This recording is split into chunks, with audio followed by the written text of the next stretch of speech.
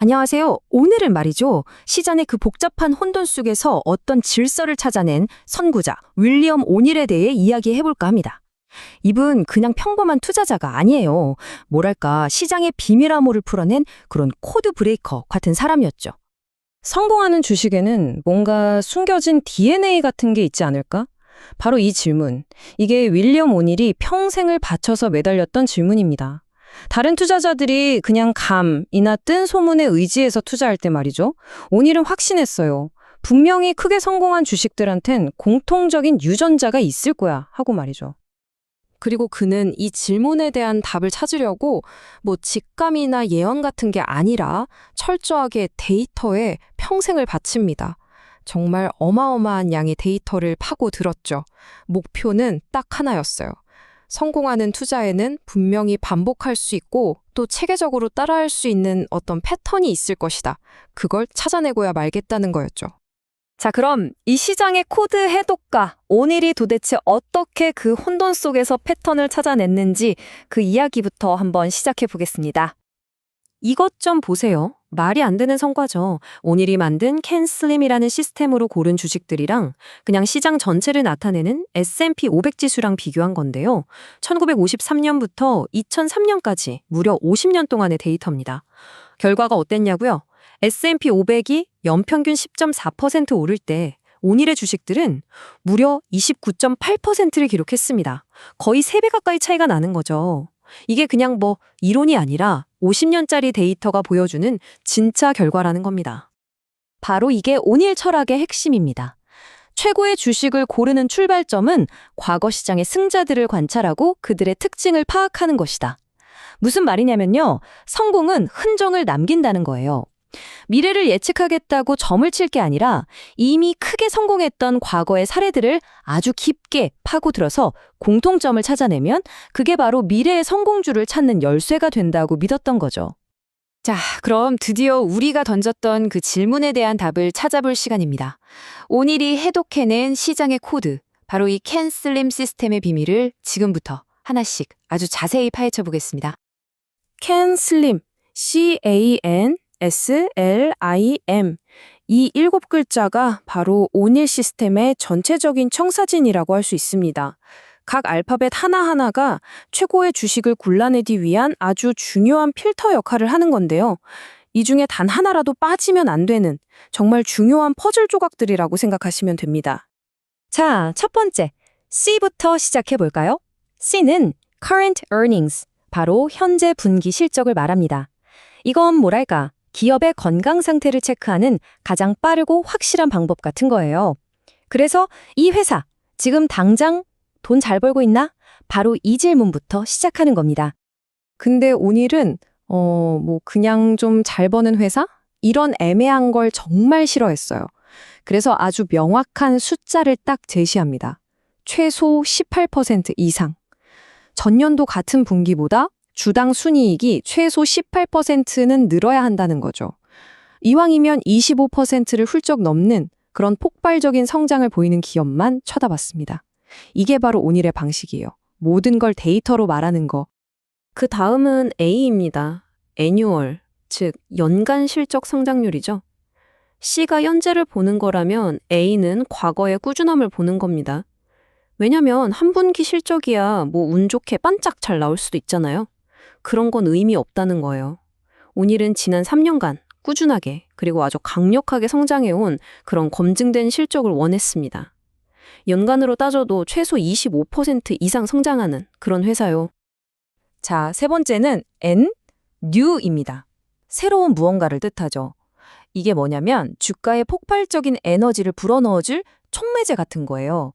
예를 들면 세상을 바꿀 만한 혁신적인 신제품이 나왔다거나 아니면 정말 유능한 새로운 경영진이 왔다거나 그것도 아니면 주가 자체가 이전에 절대 넘지 못하던 벽을 뚫고 신고가를 경신하는 것. 이런 것들이 모두 엄청난 주가 상승의 신호탄이 될 수 있다는 겁니다. 그리고 L, 이건 정말 오닐 전략의 핵심 중 하나인데요. Leader or Laggard, 즉 주도주냐 소외주냐를 따지는 겁니다. 오닐은 아주 간단했어요. 시장에서 가장 힘세고 잘 나가는 놈, 바로 주도주에만 집중했습니다. 상대 강도 RS 점수라는 게 있는데 이게 80점을 넘는, 그러니까 시장의 상위 20% 안에 드는 최강자들만 샀다는 거죠. 반대로 그냥 싸다는 이유만으로 아무도 안 쳐다보는 소외주를 사는 건 절대 하지 않았습니다. 이 지점에서 아마 많은 분들이 하실 거예요. 이게 정말 기존의 투자 상식은 완전히 뒤엎는 부분이거든요. 오늘은 우리가 흔히 중요하다고 배우는 것들, 예를 들면 낮은 PER, 배당 많이 주는 회사, 장부 가치가 높은 회사 같은 전통적인 가치 지표들을 거의 쳐다보지도 않았습니다.